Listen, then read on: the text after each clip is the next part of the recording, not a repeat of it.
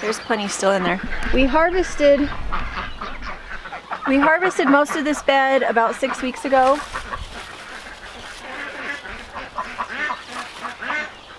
But we left one little stalk in and put more sawdust on top of it, and so we're still getting potatoes.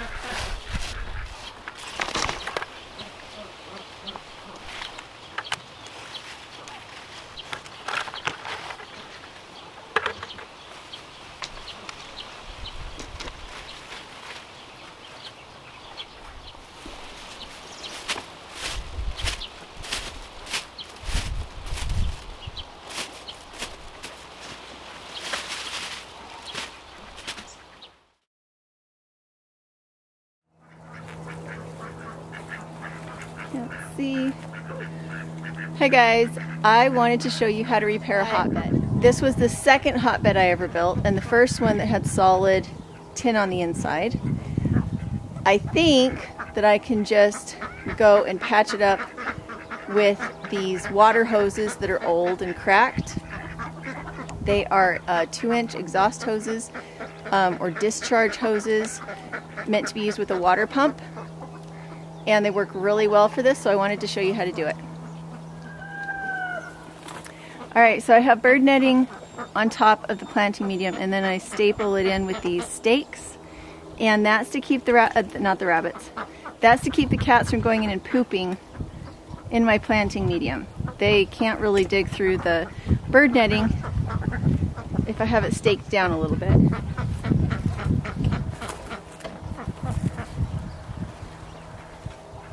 This is the old bird netting from last year. It's not the perfect stuff I would use to protect the top once it's planted, which is why it works good just to muddle it all on and use the fabric stakes.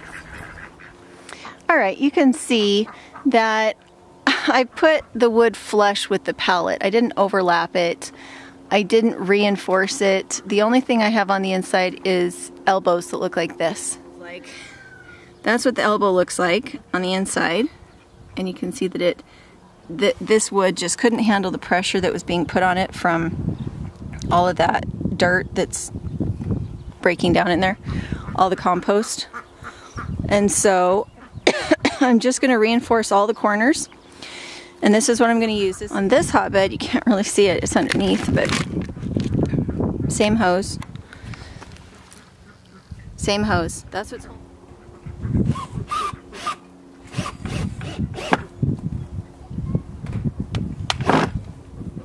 Okay, you're going to push it so that it's flat.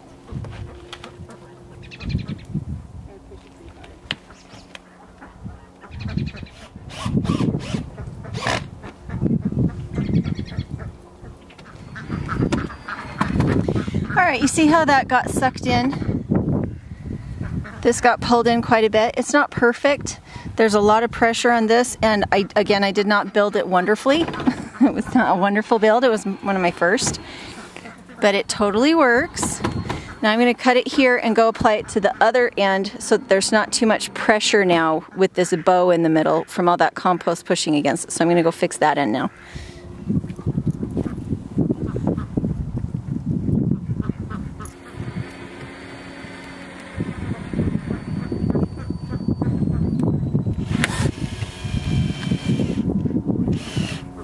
This one might have just broke a screw. I don't know. It happened.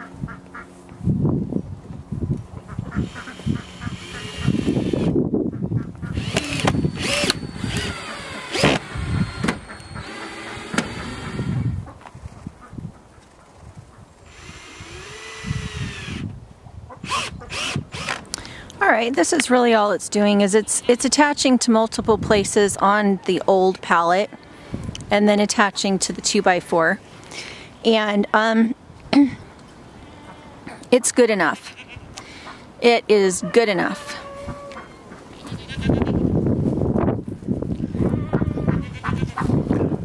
This side got pulled in by about 6 inches, so it may not look wonderful because it's not flush, but it is helping significantly to hold. I mean, you can see the bow, right? You guys can see the bend. There's a lot of heavy compost in there, and I was not good with tools at this point. I really didn't understand how to use a drill very well when I built it. I was just winging it, and so a fix like this is perfectly fine.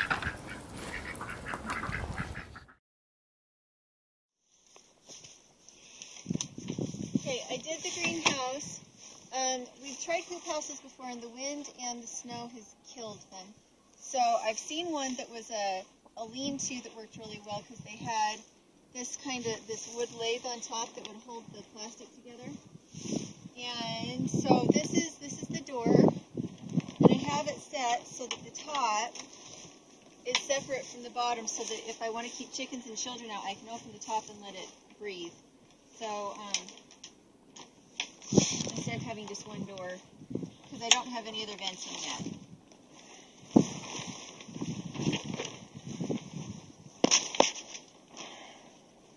Sorry, I built it for short people.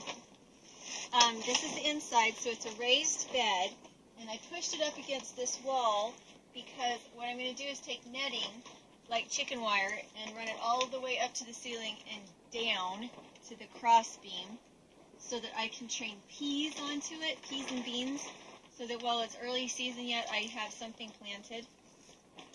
The lumber was the most expensive part, and some of it was stuff we already had, but some of it wasn't. So that was kind of expensive. And then the sides, the inside has chicken wire. Can you see it? It has chicken wire to hold the straw in. So it's layered. It's layered with straw, and then pathway compost from the chickens having dug it up for 2 years now. So straw, chicken compost, rabbit manure, straw, chicken compost, straw, rabbit manure. And then here on the top I put wood ashes, and then I'm waiting for it to kind of sink down a little bit. And once it's sunk down, then this top layer, this space of 12 inches, probably I'll only put 8 inches because it's really expensive, is going to be planting medium that is weed free. And what should happen is that the inside of the grow bed should heat up so that between now and May, I've got internal heat keeping the greenhouse warm, and so I won't be starting tomatoes. I'll be starting things like kale and that kind of thing, because I don't want to have to fight the cold nights, but the kale won't mind the cold nights as much as something like tomatoes. So after I put all that down, I watered it with a sprinkler, so that's why there's water in here, is because I had the sprinkler going for a little bit. And the planting medium is $89 for a cubic yard, so it's incredibly expensive.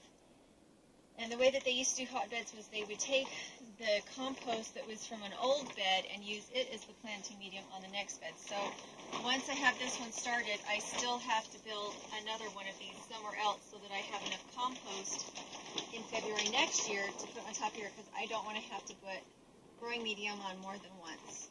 So. You mentioned cost. Any idea roughly how much the lumber?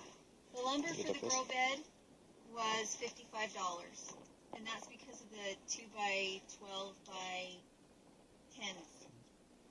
And that's using pallets on 2 walls. And that's pallets on 2 walls because I wanted it to be sturdier, and I already had it. And then these brackets. This is the only thing I use for any of my building is these brackets, because I'm a girl. And I can't really get my shoulder behind a drill very well, and I don't want the wood to get split, and so what I use is these brackets to hold everything. I mean, you can look at the greenhouse, and that's what I've used. And it's not perfect, but for girl construction, it works really well. And then the poultry netting, it was 50 feet long, and it was $13 for the chicken netting, and I can use that, again, for the back wall when I'm creating a trellis up the top. Not all the way up the top, but it should also help a little bit in the summer with shading it, because it gets really, really hot in our backyard and really, really, really sunny, because that's a white wall behind us on the house itself.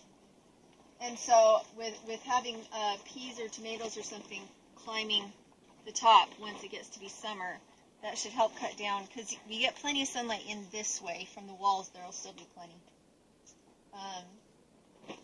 Because I've grown in a greenhouse that was much more opaque than this is, because we use those IBC totes as greenhouses too, and they don't get nearly as much sun as what this will get. So we're kind of excited, And hopefully this starts breaking down soon.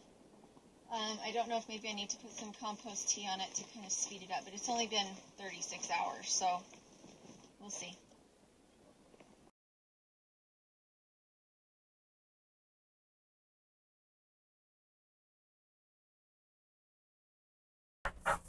Okay, I'll see if I can talk over Jumper. She's the baritone in the background. I wanted to show you what is coming up. Not sure, can you see it? Anyway, I've got peas coming up right now. And I already have radishes. And this is the beginning of March. And I have peas coming up. I wish it was a little bit faster, but this is new. And you can see they've sunk. So there's that and there's that. So the boxes have sunk. And I have added more barnyard litter. I've added another 2 feet since the first video. And it is still quite, well, you can see the steam. Can you see the steam? So the stuff underneath is pulling away. You can see it's compressing away from the screen where before it was pressing into the screen. And I have some wheat germinating, which is going to be interesting. I don't know how that'll turn out. There's more. But yeah, it's steaming, and until I added this last batch, the ammonia had kind of gone away, but we've got a little ammonia again. And remember, the only thing I'm really trying to do is keep, can you see the steam? That's not from the greenhouse. That's from the hotbed. It's warm in here. It's quite warm. Probably about 80 degrees. So for germination, that's good. And I will probably leave the upper half of the door open today so that it can breathe, because it's supposed to get up into the high 40s today. And anyway, it doesn't really matter if the middle is still hot. As long as there's enough heat to keep it from freezing at night, that's enough heat. So I will continue to keep putting barnyard litter on the top, and I'm going to keep adding boxes around the outside. You can see I did them around the outside so they're not next to that central heat. Tonight we had temperatures down in the 20s, so it froze pretty hard, and the snow was still on the ground until about 10 or 11 today. Yesterday I repotted my some of my tomatoes, and I brought them out here because I wanted to see if it stayed warm enough, because the hotbed no longer feels hot. There's no more steam. But I just wanted to know. So these tomato plants were in the house yesterday, but they're in here now. And I planted garlic in boxes so that once it's safe to plant them outside, I can just pick the boxes up and go make space in the mulch and just plant them out there. And this is what I did on the side, because I have a double door that I made, because I just had these frames given to us for firewood, and I used them to make the doors, but I don't have any venting yet. So that's how I just took a little ring and a rubber band that goes over the latch. It's just a rubber band to hold it open. And you can see that the grass is coming up really well in here. So anyway, kind of exciting. It's probably about 35 degrees outside right now, and it's about 90 in here. So I'm going to leave that open. Even though I have tomatoes in here, I need to kind of vent it out a little bit. Okay, so here is an update for the greenhouse. Everything is doing really well. The garlic is up really high, and I know you plant garlic in the fall, but I had all that garlic in my house that was sprouting, and I didn't need it all, so I decided to plant it out in the greenhouse. As you can see, the peas are doing really well. We have some Swiss chard and some carrots coming up in these boxes, as you can see. My cat had been coming in. Okay, so if you have a garden, you know that cats like to go to the bathroom in your garden. And as far as I understand, cats are actually more toxic than a lot of the parasites that pigs can get. They actually get them from cats, so you don't really want cats pooping in your garden. And my cats thought it was fun because I go in there, they want to go in there, and they want to go in there, and they decide that's what they want to do with it, is they want to poop in it. So I just took some bird netting, because if I had used metal here, it would have torn holes in my plastic. And I just used a little staple gun.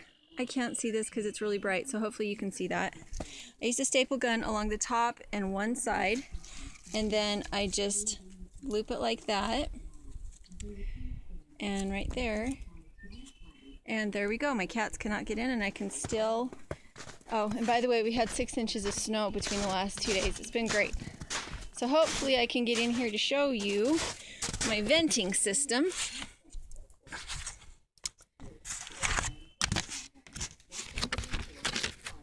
Okay, I put it at the bottom because I wanted cool air to come in. If I put it at the top, I would have had warm air coming in. So at the bottom, cool air is coming in, and hopefully will help cool the greenhouse. And again, bird netting to keep chickens and cats out. And all I did was I used cardboard because I wanted to make sure that I could still keep it from being drafty. And this, anyway, I love these swivel things. I use them on everything. I'm such a retard. Anyway, that's what I did. Again, it's not rocket science. And the roof held with lots and all that there was on that. So apparently my boards are spaced closely enough together, and the plastic is holding it just fine. Another interesting tidbit. This is a loop where I have some water on the inside that condensed, and so this is internal. And what ended up happening was I had a whole bunch of little gnats and bugs in there from the manure. So they were manure flies when I did the hotbed the first time. Well, once this started to congeal in here, I don't know if you can see that. Those are all flies. All the flies went to the water to get a drink and fell in and died. And so I actually don't have any bugs in my greenhouse anymore because I was tempted to poke a pinhole here and let it drain out, but then I thought, why would I do that? I have a bug catchment system in my greenhouse. So I left it there, and everything is doing really well. We have had 40-mile-an-hour winds, and none of the plastic has been stressed, and we've had heavy snows, and it hasn't collapsed. So I'm really happy with it so far. Okay, so if any of you wondered why in the world I was planting everything in boxes, it's because I wanted to be able to move them. The cardboard will degrade, so I can just take these boxes and I can go dig a hole and just put the box in, and I won't have disturbed any of the roots. None of the roots will have been disturbed. I could put them in a cold frame, but either way, I can move them. So I have taken them off the top of the grow bed, hotbed, and it's cooler down on the floor. They won't get as much sunshine, but they're not high sunshine needing plants anyway. And here in a little bit, once I have my cold frame ready, I can just go put them out in the cold frame in the boxes. And I can still water them where they are, and the cardboard retains water much better than a little plastic grow container will.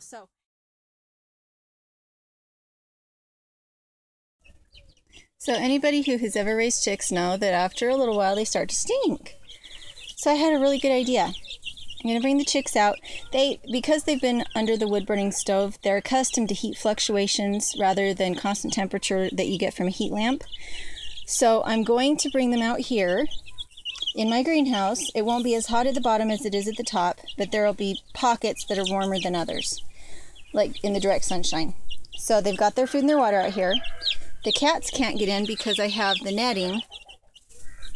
And I think at night I am going to bring out a heat lamp for them so that I don't have to have them in the kitchen. And the heat lamp will not only keep the chicks warm, it will keep the plants from freezing. So I can probably at that point have my tomato plants out here. So I thought that was a great way to kind of dual purpose things. And they can sit out here and eat the grass. Don't they look happy?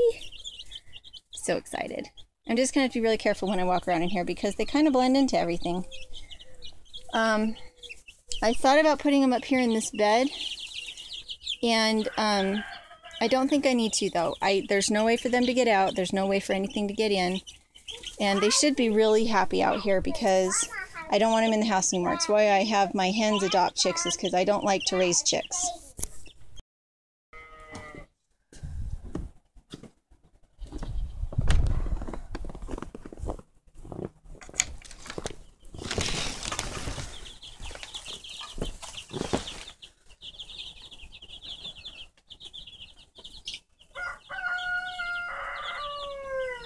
So it is probably about 50 in here right now.